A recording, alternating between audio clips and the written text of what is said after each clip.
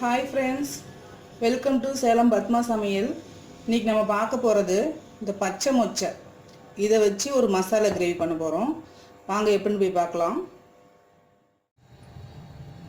இப்போ பாருங்கள், அந்த மொச்சை குழம்புக்கு தேவையான பொருள் பார்த்திங்கன்னா, ஒரு 4 கிலோ அளவுக்கு மொச்சையை உரிச்சிட்டு இந்த மாதிரி குக்கரில் ஒரு விசில் வச்சு எடுத்து வச்சுருக்கேன். இது பெரிய வெங்காயம் 2 பொடிசாக கட் பண்ணி வச்சுருக்கேன். தக்காளி ஒரு 4,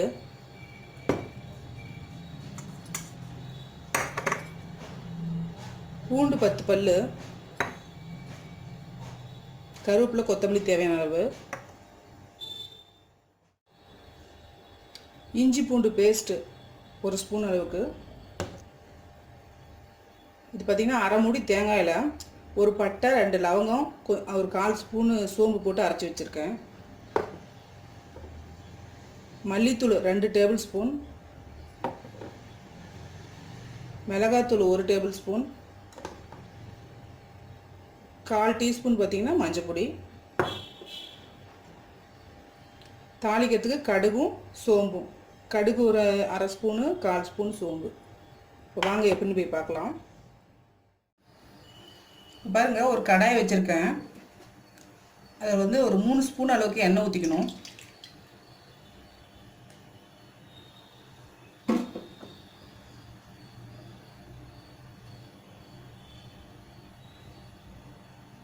எண்ணெய் காஞ்சதும் பார்த்திங்கன்னா கடுகும் சோம்பும் போட்டுக்கலாம்.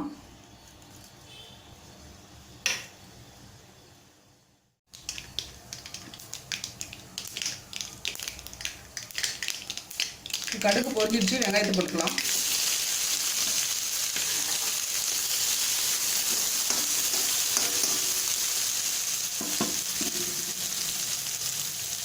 கருவேப்பிலை போட்டுக்கலாம். பூண்டு பல்லையும் போட்டு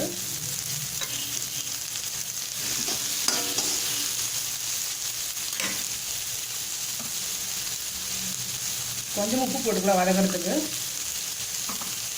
இது நல்லா வதக்கணும். இந்த அளவுக்கு வதங்கினதுக்கப்புறம் இஞ்சி பூண்டு பேஸ்ட் 1 ஸ்பூன் போட்டுக்கலாம். இது பச்சை வாசனை போக வதக்கணும்.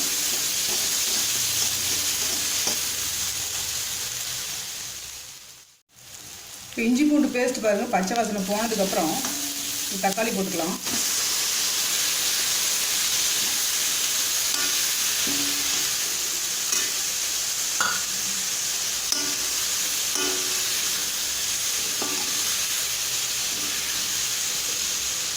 இது மூடி வச்சுட்டு மீடியம் ஃப்ளேமில் ஒரு 5 நிமிஷம் வேக வைக்கலாம். இப்போ 5 நிமிஷம் ஆயிடுச்சு, பார்க்கலாம். இந்த மாதிரி நல்லா மேஷ் பண்ணிக்கணும் தக்காளியை.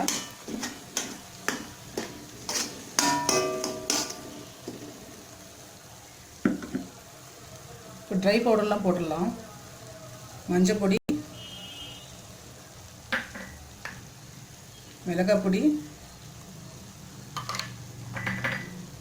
மல்லித்தூள்.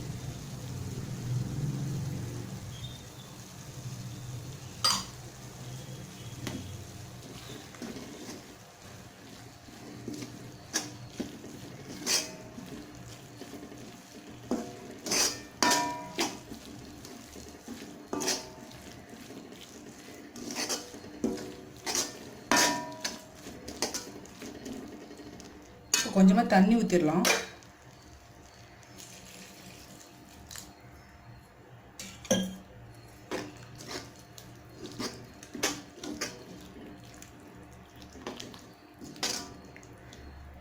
மறுபடியும் மூடி வச்சுட்டு இன்னொரு 5 நிமிஷம் கொதிக்க வைக்கலாம். இப்போ பாருங்கள், 5 நிமிஷம் கொதிச்சிச்சு. உப்பு போட்டுக்கலாம். உப்பு போட்டு இந்த தேங்காய் பேஸ்ட்டை ஊற்றிக்கலாம். தேவையான அளவுக்கு தண்ணி ஊற்றிக்கலாம்.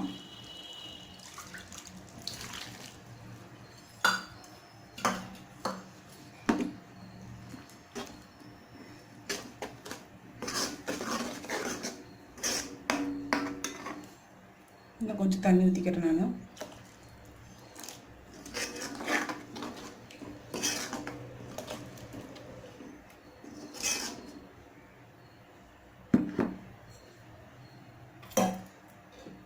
இப்போ மறுபடியும் மூடி வச்சுட்டு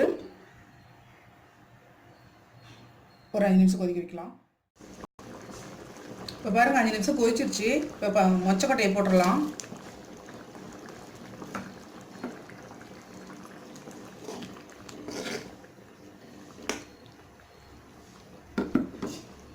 மறுபடியும் மூடி வச்சுட்டு இன்னொரு 3 நிமிஷம் கொதிக்க வைக்கலாம்.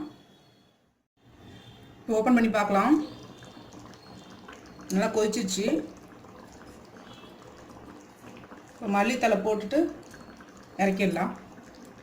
மொச்சக்கொட்டை மசாலா குழம்பு ரெடி. இப்போ பாருங்கள், நம்ம செஞ்ச பச்சை மொச்சக்கொட்டை மசாலா கிரேவி ரெடி ஆயிடுச்சு. இது சாதம், சப்பாத்தி, இட்லி, தோசை எல்லாத்துக்குமே நல்லாயிருக்கும். நல்லா டேஸ்ட்டாக இருக்குங்க. ட்ரை பண்ணி பாருங்கள். பிடிச்சிருந்தால் மறக்காமல் சப்ஸ்கிரைப் பண்ணுங்கள்.